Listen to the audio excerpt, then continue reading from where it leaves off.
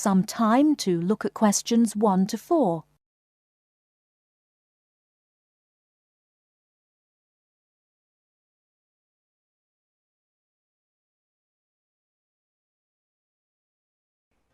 Hello. Hello, is that Appleton 363? It is Harding speaking. Oh, I'd like to speak to the secretary of the Arts Club. Yes, speaking. Oh, hello. My name is Frances Drew. I just moved to the area. My classmate and we'd be interested in joining the Arts Club, but we'd like some more information, really. You know, about joining and the sorts of activities you do. Yes, well, what you want's our calendar. Ask at the library. I'll make sure that there are plenty there by Thursday. That's all right for you? Yes, fine, thank you. But would you mind telling me how much it costs to join? Membership fee for an adult is £2.50 per year, of course. What exactly does club membership entitle one to? Entitle you to? Oh, for a start, there's the club events. You get invited to them, of course. They're for members and only, they are free. What sorts of events are there? You'll see what they are when you get hold of a calendar. But, well, there's club evening, for instance, once a month, usually Wednesdays from 8 till 10. And whereabouts do you hold them? Club evenings, the beach pavilion. Do you know it? No, I don't think I do. It's not near the seafront, is it? No, up past the tennis courts on Park Avenue. You know where that is. No, I'm afraid I don't. We'd soon find it, though. Quite good. I don't know what your interests are. Music. Got any musical talents? I'm not sure about talents exactly. I like music. We both do. Do either of you sing? Oh, yes. We've both been in choirs. Well, there you are then. The club's got a very fine choir. Very fine. I'm in it myself, as a matter of fact. We have practices every Friday evening. And it's no good just thinking of joining if you can't make the practices. Before you hear the rest of the conversation, you have some time to look at questions 5 to 10.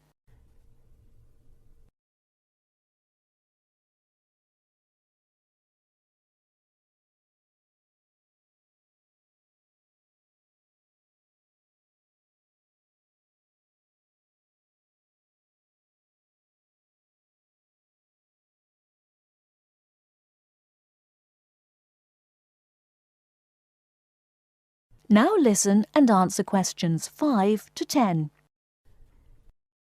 What's the procedure? If we decide to join the choir or any of the other activities, how do we go about it? You can't get into the choir without an audition. As far as the other sections are concerned, members have to apply through the section's secretary in the first place. Yes, right. And the fee again, I've written it down somewhere. £2.50 each. And where do we send it? To you? No, I'm the secretary. It's the treasurer who deals with that. I'll give you his name if you want to write it down. Yes, please. His name is Hosegood. Hose and then Good. Yes. Initial P, address 3 Clay Hill, Appleton.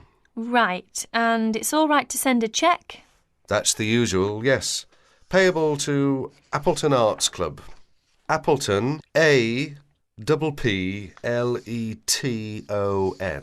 Oh, and better put your address on the back as you're new. And incidentally, there's a newsletter out 3 times a year, just to keep club members up to date with what's going on. They're sent to everyone. That's good. Just one last thing. Would you mind telling me what the other sections are so that I can tell my classmate and we...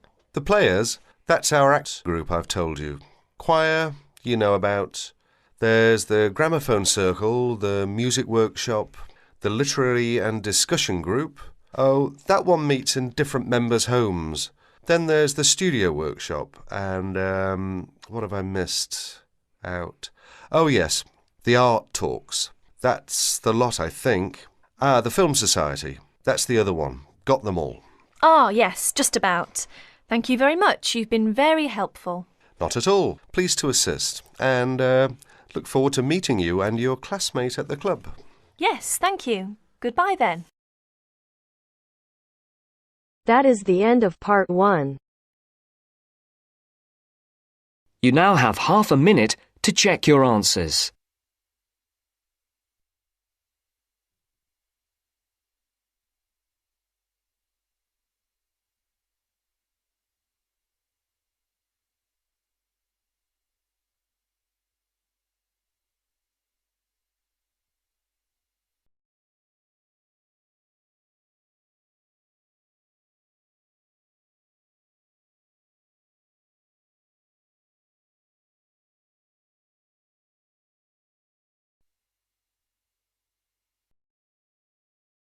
Now turns to Part 2.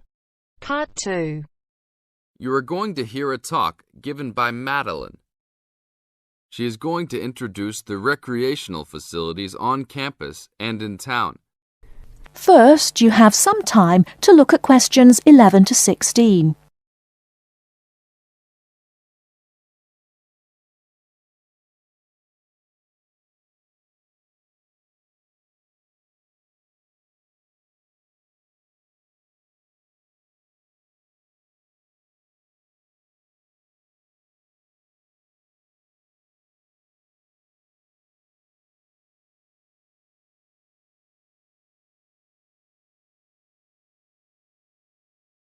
Now, listen carefully and answer questions 11 to 16. Well, good morning, everybody. My name's Madeline Stewart, and I'm here to tell you about the recreational facilities available on campus, and also to tell you something about what the town has to offer. You may already know that your students' union membership also includes membership of the sports union, which provides a range of sporting and recreational facilities on campus, much the same as those in most British universities. The sports union has football, tennis, and cricket teams in local competitions. And really, most sports are catered for in some way on campus, even if they're just social matches. In the building itself, there are fitness classes and a full gym, including weights. The sports union can also provide cheap tickets to some major sporting events. And to keep you up to date with everything available, there's a weekly newsletter distributed around the campus. You should check this to find out the names and phone numbers of the contact people for each sport or activity you're interested in. Yes, did you have a question? Yes, apart from what you've just said, does the sports union offer individual help in any of its activities, for example, in getting fit and healthy? Yes, we do. The sports union has a fitness assessment clinic every Friday, staffed by the resident sports trainer, who can provide advice on the best program for you and refer you to various charts. I'm sure you all realize that for any medical assessment or health problem, you should go to the University Medical Service. The sports trainer can also advise you on a suitable training program using the weights. And now on to Ashbury. Before you hear the rest of the talk, you have some time to look at questions 17 to 20.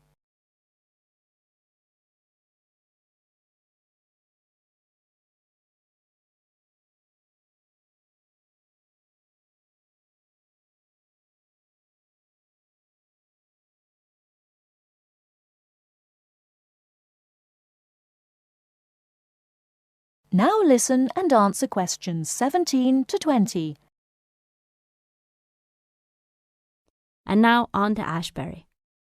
For a town of its size, Ashbury has some unusually good leisure and sporting facilities, most of which are near the center of town and easily reached by bus from this campus. There's a new, well, almost new, Olympic-sized swimming pool. That's not quite in the central town area, but it's only a 5-minute walk from the bus stop. Above the pool, there's a high-tech fitness center that any of you more serious fitness lovers would need to check out.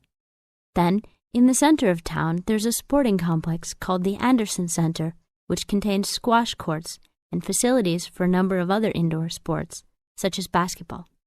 And just around the corner from the Anderson Center, in the main street there, is an indoor bowling alley. All of these facilities are listed in the weekly newsletter, so I encourage you all to look through it and... That is the end of Part 2. You now have half a minute to check your answers.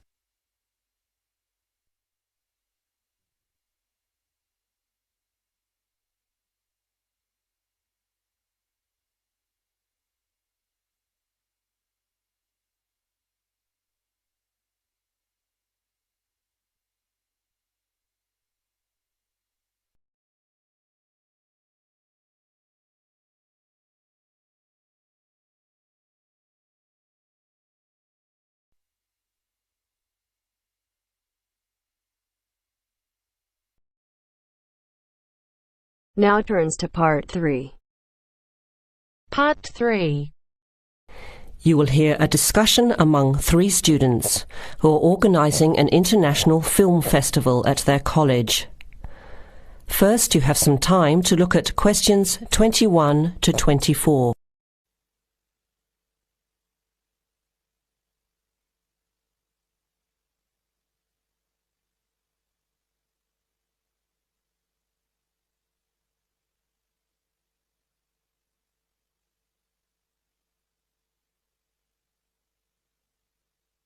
Now listen carefully to the first part of the discussion and answer questions 21 to 24. Thanks for coming to this meeting on such short notice, Anna and Veronica. It looks like we have just become the organising committee for this year's International Film Festival. We've all just met, so perhaps we should start by an introduction with a bit of background from each of us. Okay, I'm Anna. I finished 3 years of a languages degree in Sweden, where I come from. This year I decided to study overseas to get to know a different part of the world. I'm also a big fan of European cinema, especially French and Italian. Those are the languages I majored in along with English. To me, film is a great way to learn about the rest of the world. I was in the film club at my university, so when I saw the notice asking for volunteers, I thought it would be a good way to meet people and get involved in something I really enjoy. Thanks, Anna. My name is Veronica and I come from Italy. I'm doing graduate studies in English literature. I went to some of the films in the festival last year and enjoyed them. I especially liked the video interviews. That was when I decided to get involved. I used to do film reviews for our student newspaper back home. Hi, I'm Chris from Scotland and I'm in 4th year journalism. Cinema is my hobby. Last year I joined the organising committee just like you have now, and somehow this year I've ended up in charge. I'm actually able to use my coordinating work on the festival towards a credit for one of my courses. I have to write up a report on the festival with recommendations, so that's an extra motivation for me.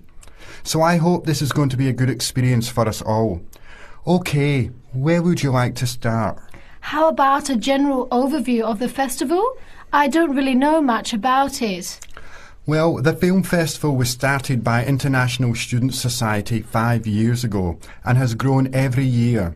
It is held over 4 nights during study break, Wednesday to Saturday. Normally we show 3 films a night.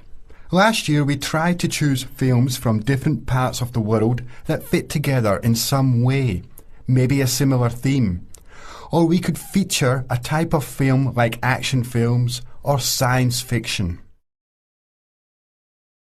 Now you have some time to look at questions 25 to 30.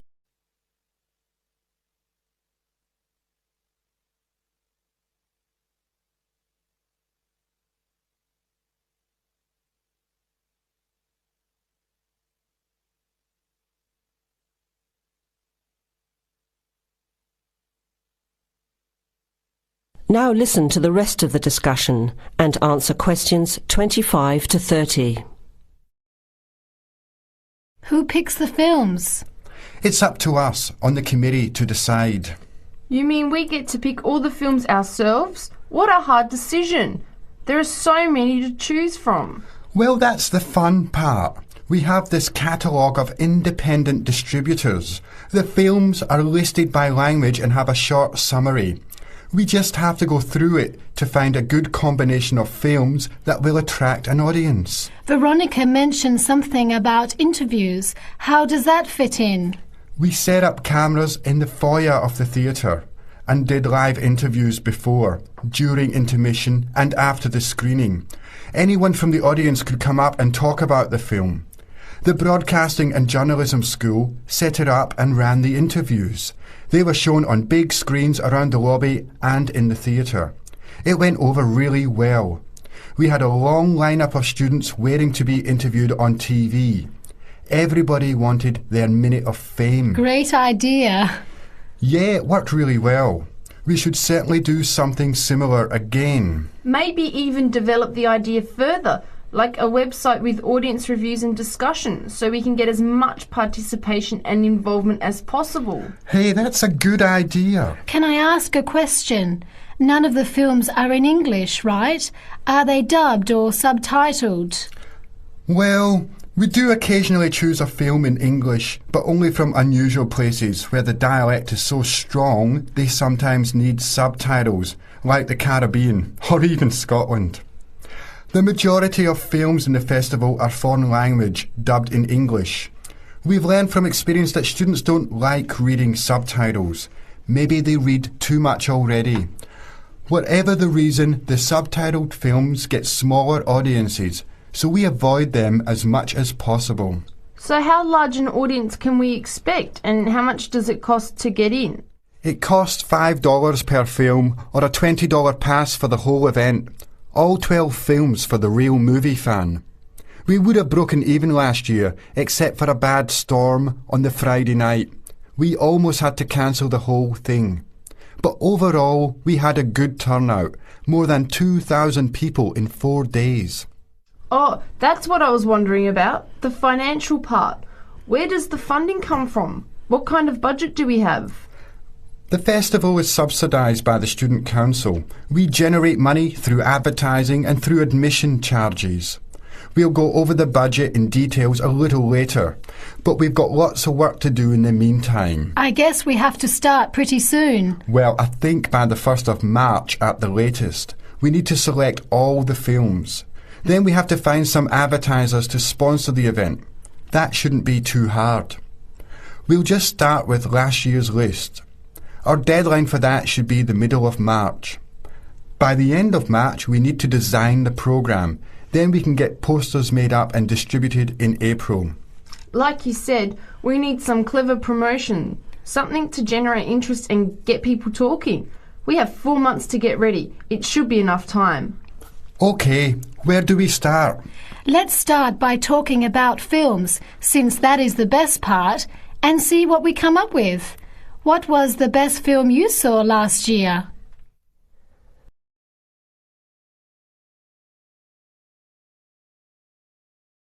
That is the end of part 3. You now have half a minute to check your answers.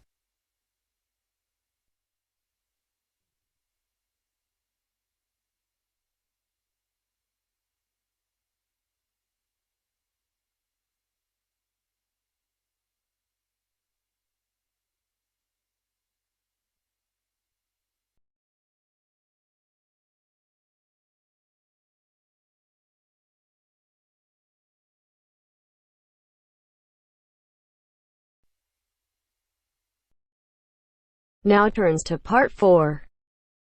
Part 4. You'll hear a programme on the city of Brisbane.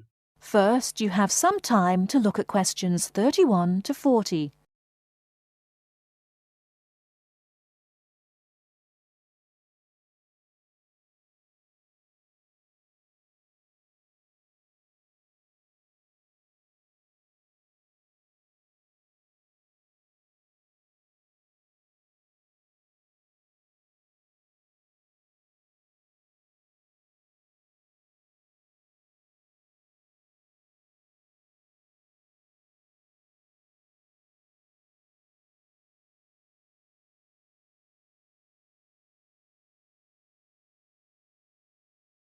Now listen carefully and answer questions 31 to 40. Today in our Around the World programme, Mr. White is going to recommend a charming city to you, Brisbane. Good morning, ladies and gentlemen. Have you ever been to Brisbane?